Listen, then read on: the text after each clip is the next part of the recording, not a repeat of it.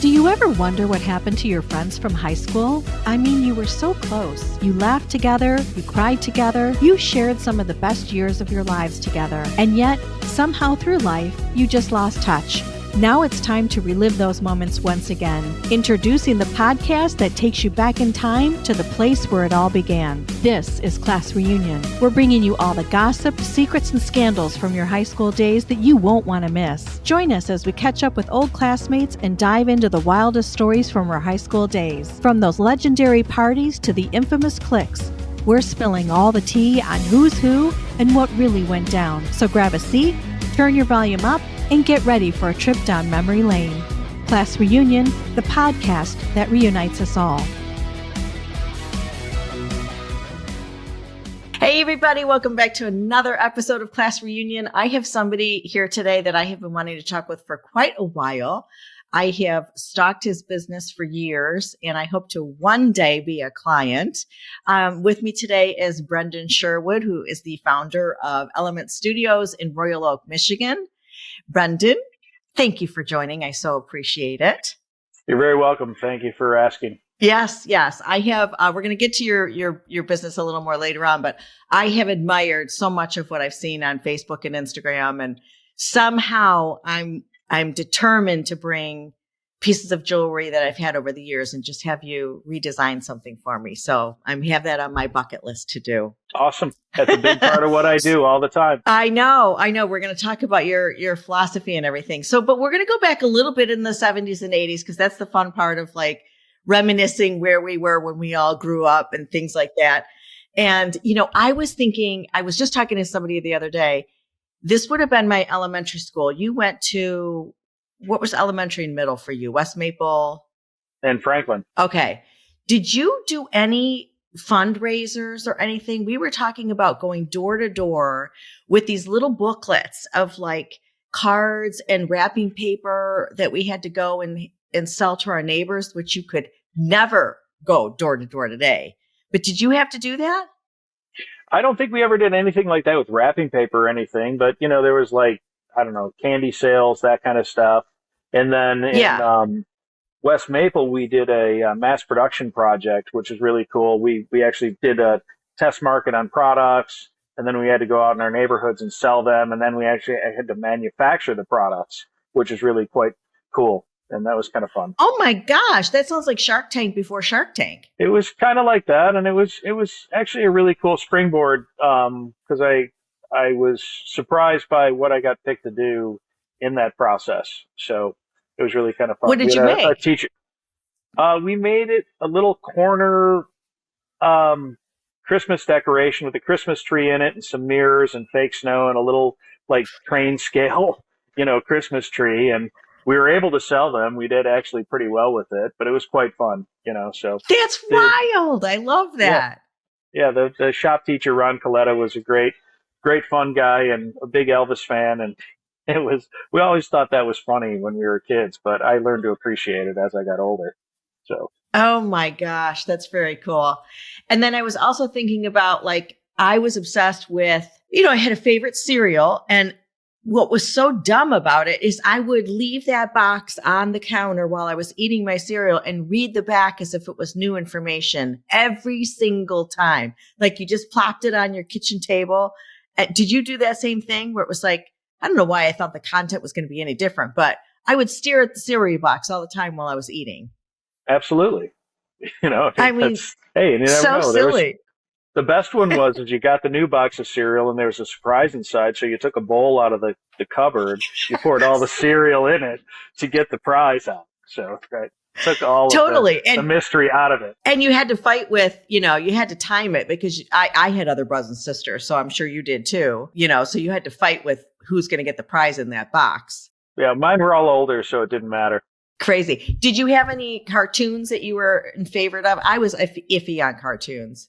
I was a fan of cartoons. Hanna-Barbera was probably my favorite, but I always got a kick out of Sunday mornings because it was either, like some old movie or Abbott and Costello, because they wouldn't play cartoons on Sunday when we were kids, right? Right. Yeah. No. So and now it's 24/7. And just the whole, we both have kids. And so I talk about this a lot too. The whole mystery and like special event of having The Wizard of Oz on or a particular show like that. It was everyone was watching it at that same time at their house at 8:00 or whatever. It wasn't just a video you could put in. It was a really big deal when that stuff came out and everybody knew you were going to go home and watch that particular show. Yep. You mentioned Wizard of Oz. That was the first one that I actually remember as like an event. My brothers and sisters were all older. So it was like, I was like, what is this? What's going on? But it was like, everybody got together to do that. The popcorn was made and that's what the family did, and I think that's something that's missed, Yeah. You can have anything you want any time of day. And it's like that anticipation and that buildup is really just something that I think is important. Yeah, I agree. I totally agree. And then I thought about cursive, which just went away at the wayside. I don't know how I feel about it, whether it's necessary or not, but I think it's weird that it just kind of was discontinued. Did your kids have to do cursive in school or were they part of when it went away? They were part of when it went away. So who's going to read all those old letters? God, let's hope they can read them. Well, I still don't even know what the reasoning behind that was. Is it just because everything is keyboard driven and so you don't need the art of writing, I guess? I don't know. I have no idea. No idea. I kind of liked it. I mean, I thought it made everything look sophisticated, like growing up. I felt like a growing up when I learned cursive. Yep. No, it's definitely had its place. And the quality of writing and the like, I see older clients who write out things and it's so beautiful and it's so eloquent, it's like, yeah, even I know. we didn't have that, but Yeah. So growing up in Franklin, did you go down to, I'm sure it was that little corner store. I mean, that store's been there for a long time, but did you go there for candy or what did you do for, where'd you go in the neighborhood to go have fun? That was like, Mayberry back then because we had everything. We had the hardware store, we had the gas station, the fire hall, the bank, the corner store, even the cider mill. I mean, you couldn't get any richer than that. It was just something else. Looking back on it now, it's pretty amazing. And the interesting part is I ended up living back there again and raised my kids from 2007 till they graduated from high school back in Franklin. And it really wasn't the same. It wasn't, you didn't have that sense of community that you did before and all that. But it was a pretty special place, Yeah. I mean, I just was there for my nephew's wedding and went to the Franklin Cider Mill. And it's just, you can immediately remember the first time that you went and everyone had those blankets up on the hill and, people rode their horses down to the cider mill. A lot of people still had horses in their backyard at the time. I don't know if they do now, but I mean, that was so cool. Yeah, it was a bit of history happening in our time, that dates way, way back. Is there ever a story, though, that you've shared with your kids where they're like, you've got to be kidding me? That's what it was like? Oh, I'm sure I bored them to tears with many things over the years, And surprisingly, they still talk to me and want to spend time with me. So there you go. Aw. Let's talk about the divorce for a second. We'll go back to Groves, but what were their ages and how did they handle that? Because it's a lot more common for our kids, but it wasn't so much when we were growing up. So I can't imagine they felt too different because it happens. Yeah, it wasn't. They were pretty young. They were all in grade school. Yeah. So. Okay. Okay. So, the youngest. So they were used to the shuffle back then, early on. Yeah, there wasn't a shuffle in my situation, so just not to get into too many details, but they were with me. Oh, that's nice. Oh, so nice. Okay. I had them from 2007 and on. Very cool, Brendan. That's great. Okay, so we went to Groves. Now we're going to move to high school where obviously I met you there. And one of the things that I always admired early on was that you were in this class. And I remember you and also Tim McInerney having this passion for jewelry making and to think that you made a career out of it. I don't know why that just blows my mind.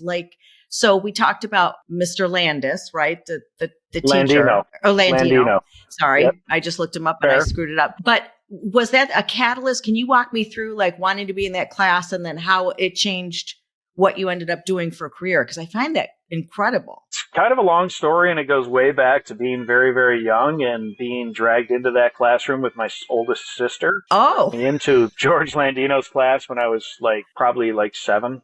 And I was kind of saw some of the things going on, and I always enjoyed the arts. I was always encouraged to stay in the arts, but I never had any real success personally that I felt was successful till I went into his classroom, and I kind of introduced myself to say, hey, I'm Bridget Sherwood's brother. And basically he was the kind of guy that, if you did the basics, he would have, you could pass his class.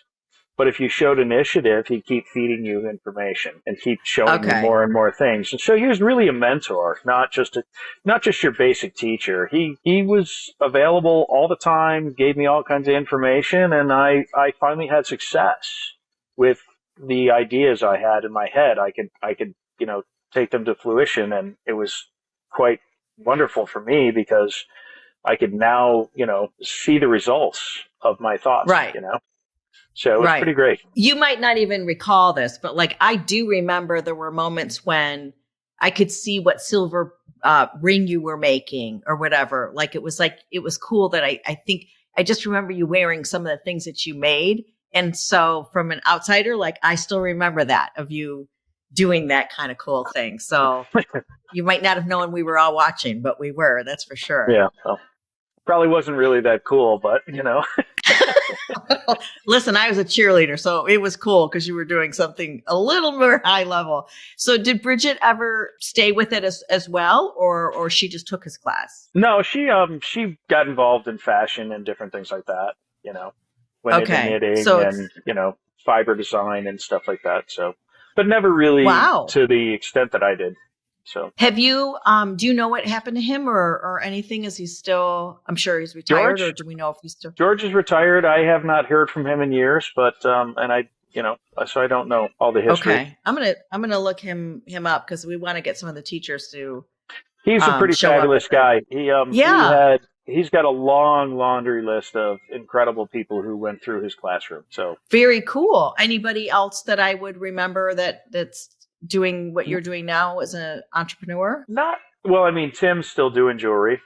And there's some younger guys, Kirk Eilertson and Matthew Darling. They're both doing jewelry work. Oh yeah. Cool. So, yeah. So you also were part of a co-op program. I don't know if you remember that, but it shows you as being part of a co-op program where you did some part-time work.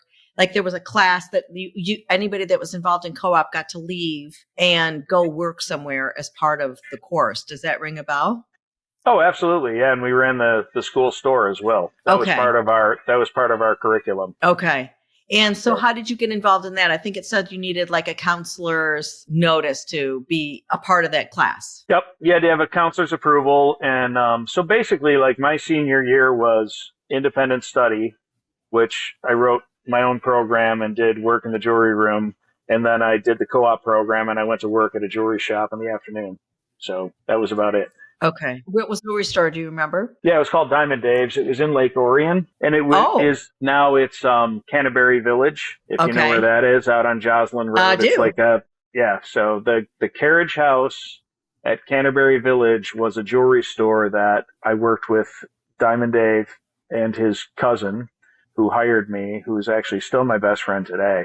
And used to go there and work every afternoon, and it was kind of fun, Had a great time. Yeah, that's kind of a long drive too at that time. Yeah, at 55 miles an hour, it was. So, remember that? What was your car that you had in high school? I had a Jeep. So. Oh, very cool. Yeah, that it was funny. Cool back then. Yeah, it was a couple other Groves alumni worked for me over the past. Brenda Ronzi and Sasha Goldner worked for me at times, and Sasha brought in a picture one day of this motorcycle, and I'm like, hey, that's my Jeep sitting next to that motorcycle in the parking lot. No. It was kind of funny. My gosh. Small world stuff, right? Very cool that because I was going to ask if you had anybody that did work with you or I want to talk about some of your clients, but just to build a story. So you were always involved in that from, at least mentorship and internships. And then you went to the College of Creative Studies. So is that a 4-year program, a 2-year program? What what was that? It was a 4-year program. So I got a bachelor's of fine arts. So. Okay. And did you continue to apprentice anywhere during that time? Yeah, I did. I apprenticed for a guy in Farmington. So I worked for him for 5 years before I opened my business, and I opened up Elements a year after I got out of college. So. Wow. So that's what I wanted to kind of, it's incredible you did that, number one. And how did you decide to take that leap of just being an independent owner and come up with the name and all of that? I would think that would be very scary. We're talking what, 80s, early 90s you were doing this? Early 90s? Yeah, I opened up Elements in May of '89. And I had somebody who, I called them asking for advice, and they offered basically their financial support. So I was kind of taken back, and I took the initiative. And as I like to say, I was foolish enough to do it at the time, because it had been a few years later, I probably would have been like, I don't know. But when you're that young and, you're driven, you think they're going to set the world on fire, right? So you just go for it and you do it. And I'm grateful that I did. I can't tell you, I've stumbled along the way, and that's all part of the game. But I'm grateful for where I'm at. Hey, sorry for the interruption, but I need to say, attention all alumni. Are you ready to relive the glory days and reunite with your classmates? Look no further than myevent.com, the ultimate destination for planning unforgettable class reunions. With myevent.com, you're in control. Upload photos, upload event details, and connect with your classmates. Spread the word on social media and watch the excitement grow. myevent.com brings your past, present, and future together in one unforgettable event. Start planning your class reunion now. myevent.com. Your reunion, your way. All right, let's get back to the show. So for the break in how we are going to regroup on the podcast, Brendan just had a client come in, and we won't, for their benefit, we'll take that piece out. But it was an amazing interaction to listen to, and so personal, and to see or hear, both the fiance and the bride to be excited. It's like he is really, really creating a lifetime of memories. And what just happened and what I listened to is your whole philosophy. So I love that you have these epic principles, which is exactly what just happened, which you have as engagement, passion, integrity, and collaboration. And I just witnessed it. I mean, that's exactly what I just witnessed. Yeah. So how did you come up with that type of principle to run your business? Epic. I'd like to say that I did come up with it, but it actually happened very organically. And it's really just a friend of mine put it in perspective in the epic principle. It's like, but it really was just an evolution of things, and thinking about how you interact with people and what you would want in that situation when you're making, like this gentleman just was making the most important decision of his life, right? Right. So wouldn't you want to feel at ease with that? And why would you want to feel pressured or be sold something or anything? So that's the way I look at it. It's like, I'm here to just answer questions and help you out in this situation, which is how, when I go out in the world, I would like to feel in every transaction I have, right? Yeah. Oh, definitely. But it's like, even in anything, buying a piece of fruit, right? Help me out with this, right? Keep it simple. Right. Yeah. Don't sell me. Let me share what my vision of why I want what I want, and help me, guide me that way. The other thing I asked about you even in the phone call, and I do want to talk about that too, because it goes into also background with your family and your dad with retail. Cause I do know friends that, have retail shops, and we have Denise Court, who, has Connie Children's Store. Who's a neighbor, which is great. Yes. So, yes. Nice. She's awesome. Yeah. And you can share that, what's it like to, employ people and have that entrepreneurial spirit. It's a lot different, and the pressure is amazing. And there's ebbs and flows to our economy all the time. And you've had to weather some crazy times, whether it's 2008 or, COVID, et cetera. And you are in a situation that not many retailers can do, which is you own your building. And so that whole rent and, having to deal with being handcuffed to that, and a landlord determines sometimes how long somebody can stay in business. And so you chose the path, again, maybe being young and naive and thinking you set the world on fire. You built the building you're in. That was incredibly smart. Yep. I always knew I wanted to own the real estate, and I knew that would be a good path. And I was very fortunate to find a situation that would work. And my father, being an architect, was able to help guide me through the process. And we became partners in this piece of real estate here. And it worked out really, really well. I'd like to say I sold my soul, but I created a piece of real estate where I sold my first house and lived on a friend's couch for a year, and I have a building that has 2 commercial spaces and 2 apartments in it, and it's a great little downtown area, great little space. And it's nice because, everybody in the building here is, we all like each other, we all get along, and, it's a fun little spot. So I got a hair salon next to me and 2 tenants upstairs, and it works well. So that's fantastic.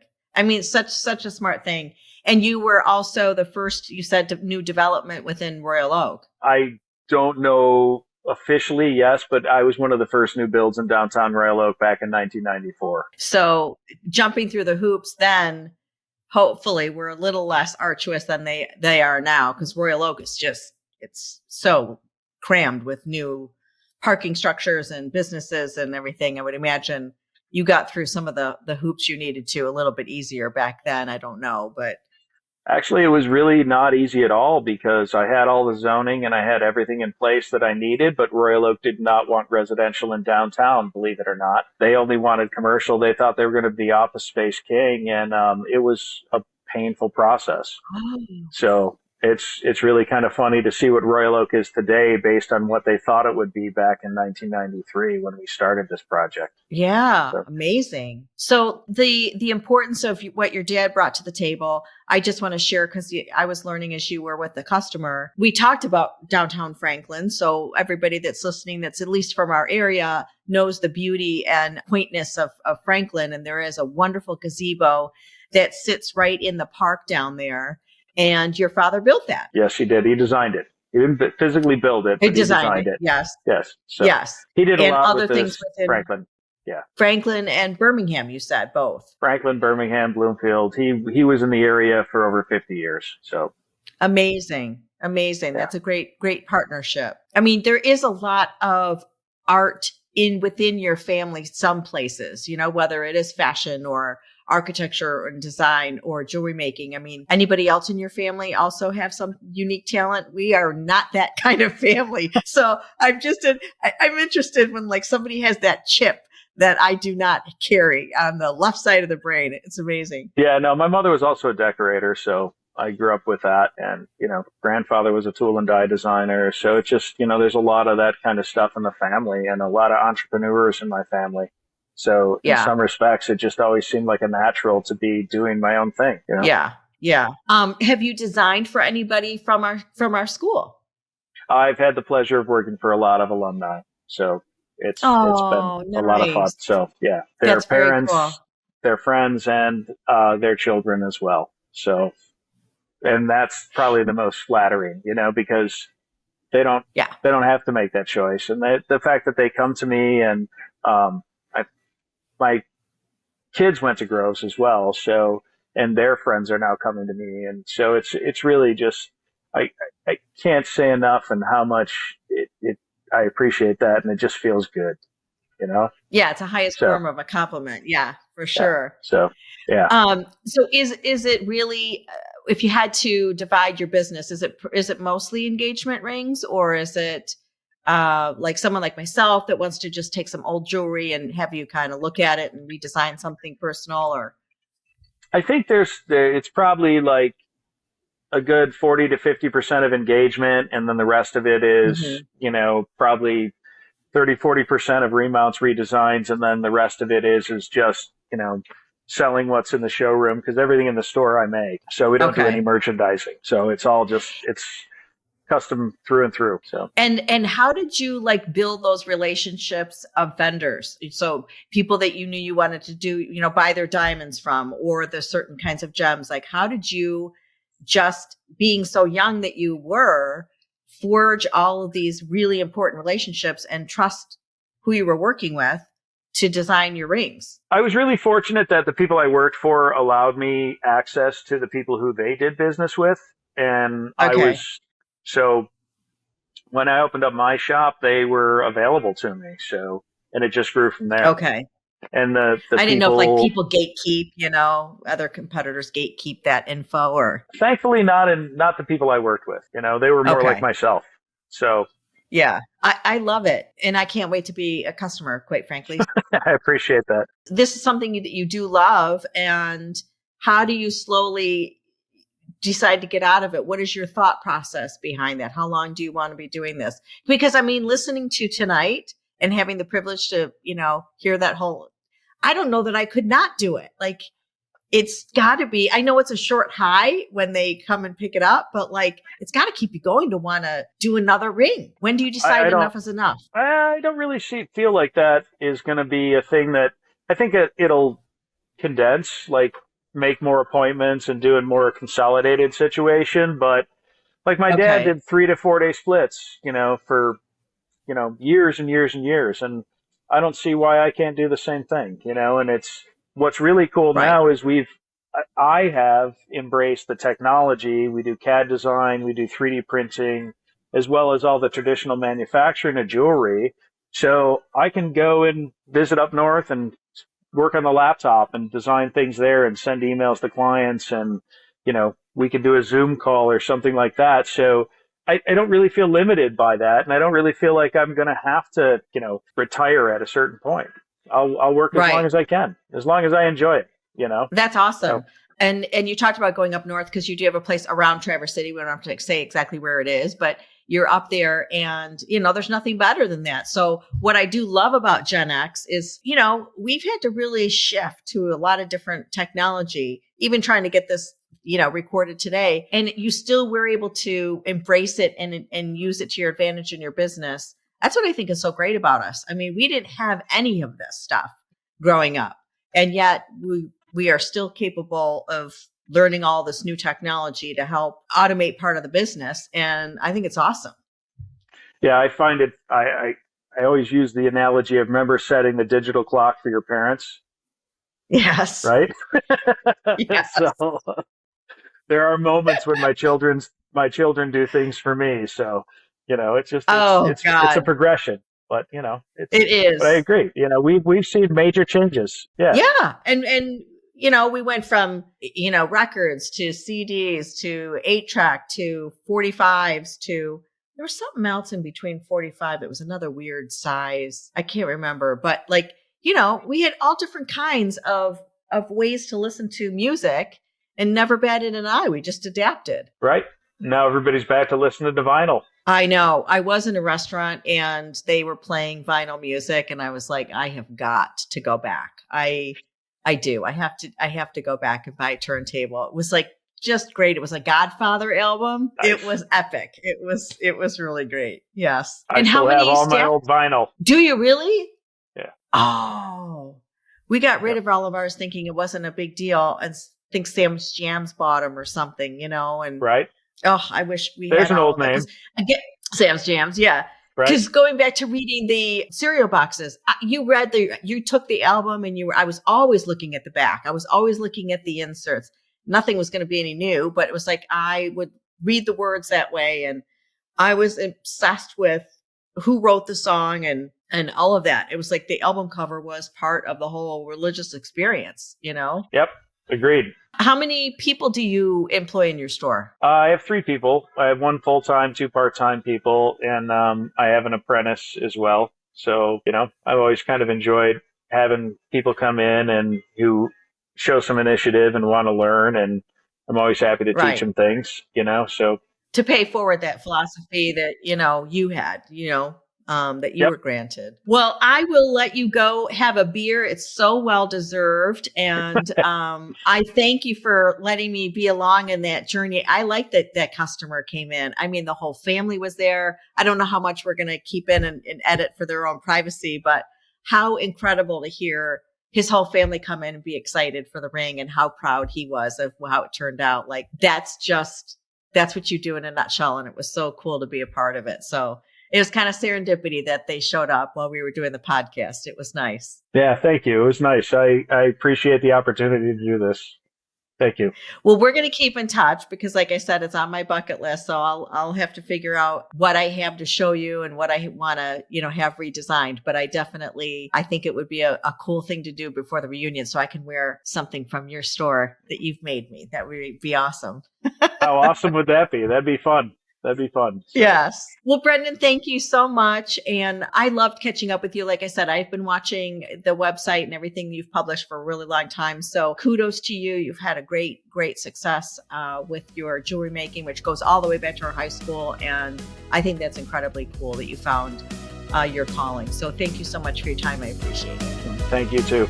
All right, friends, that's it for this episode of Class Reunion Podcast.